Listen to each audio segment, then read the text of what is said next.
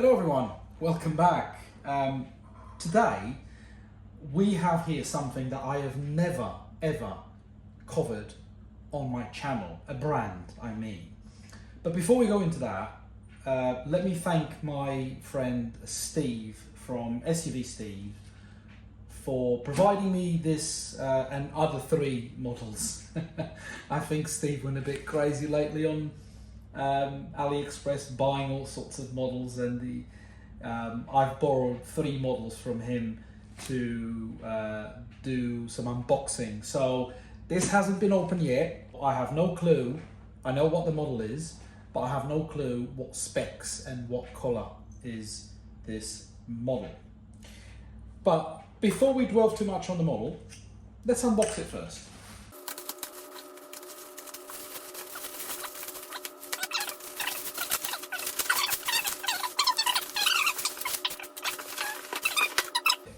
The MN168.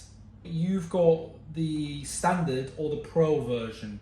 So as reference, this is the standard model and this is the pro version. So the difference is the collar itself and then some roof accessories, which the pro brings. But in terms of electronics and everything else with the model is basically the same. So I don't have any idea on which one he ordered. So we're going to do a bit of a blind unboxing. If I find, there you go.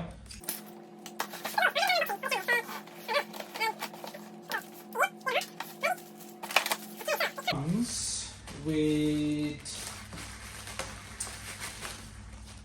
some accessories, bits and bobs, your standard cheap charger.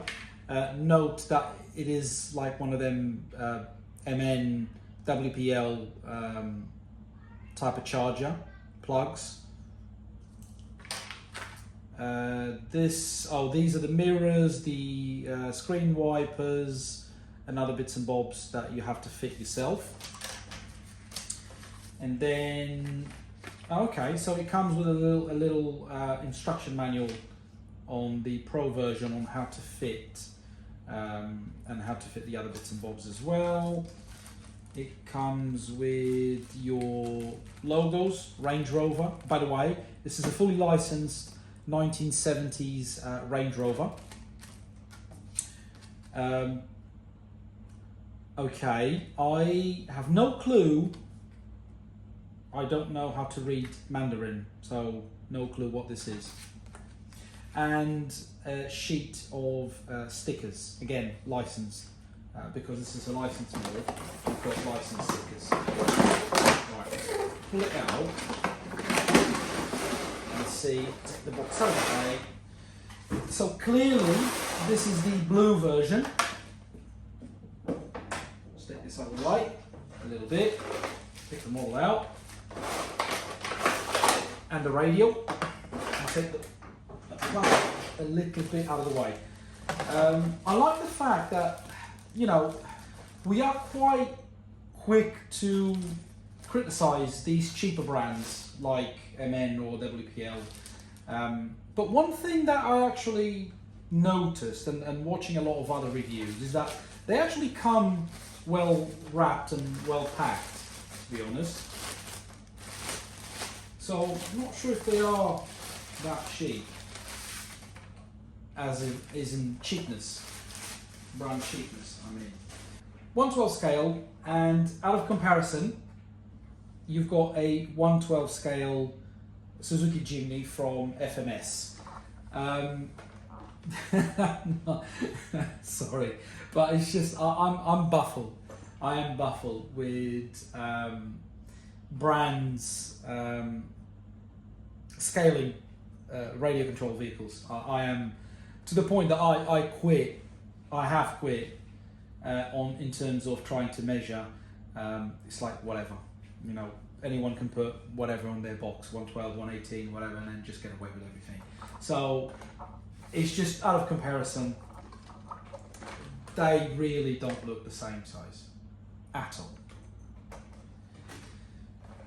Again, being a licensed body, you've got loads of details. Both doors open, however the boot doesn't. So you can clearly see that you've got, this is where this comes in, where you've got all of these bits and bobs to cut off and then install.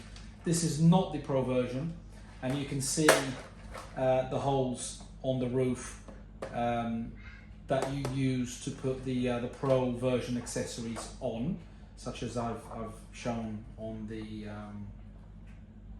box initially. Comes with, they say oil shocks. They actually don't feel that bad. They actually don't feel that bad. I'm not sure about these wheels. They look period correct, but I think the sizing of the wheel is a bit off. I don't know, this being fully licensed, I don't know how MN actually got away with the size of the wheels, because the 1-to-1 scale Range Rover, in fact, the wheels, the stock wheels, were ridiculously small, sorry. Whereas in this model, the wheels themselves are ridiculously too big for the model. However, I'm quite surprised that these tyres are very, very, very soft. I was expecting, being a relatively cheap model, and by that I mean you can get this on AliExpress anything between 50 to 70 pounds, UK pounds. I was expecting hard rock tyres, but not quite. These are quite soft. The hexes themselves are standard size. So what that means is you can take these wheels and tyres off and you can replace by any other that you may have on your collection, which is a very, very good thing. It comes with a 17-gram steering servo mounted on axle and a 280 brushed motor, which sits more or less in there. As you can see, it's all plastic, 4-link at the front, 4-link at the rear, and the battery mount is at the front.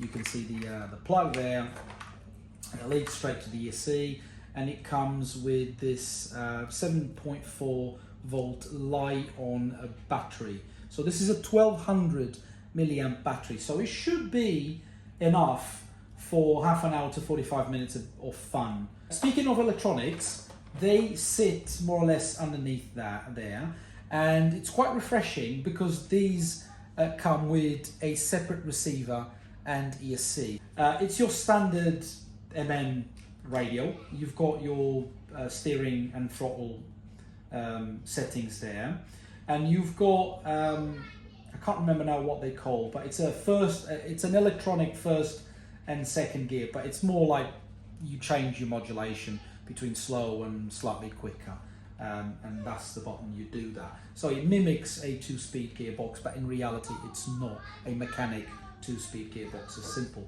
2-speed gearbox. The radio feels cheap. It's their standard MN. I'm not the biggest fan of it. It looks childish, to be honest, and relatively cheap, but there's two good things about this radio that I actually like.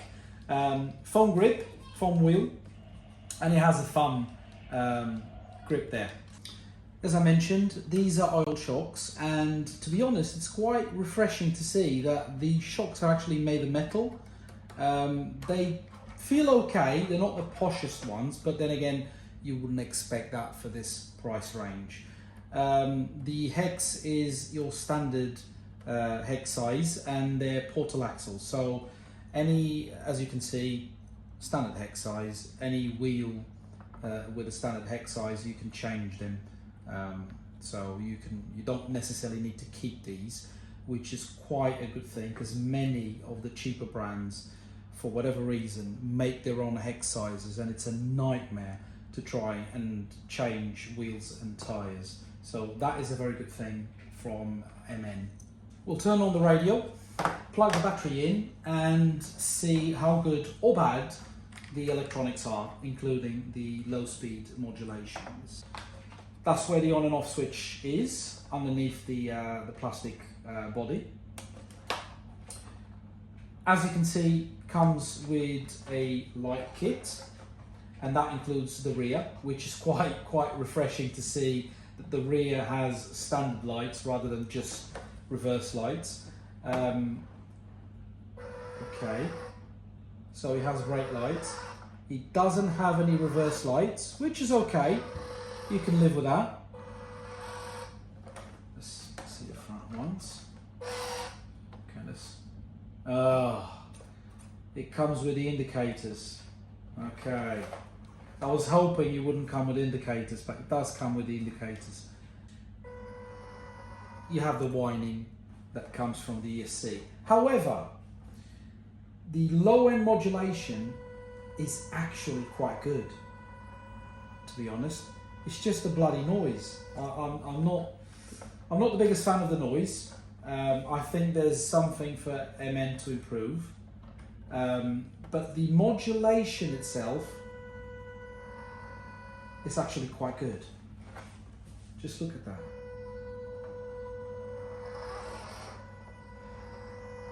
It's not bad. I think overall it looks really, really good, aesthetically speaking. And if you want a relatively cheap, out of the box, ready to run, with actually decent electronics, despite the noise, they're quite noisy, but decent electronics.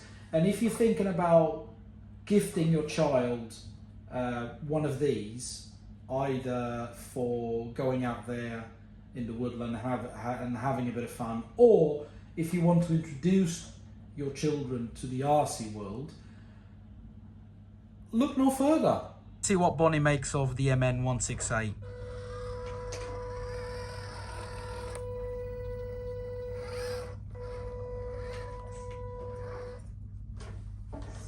Standard, whatever, dude. I hope you've enjoyed the review, and I'll see you all soon.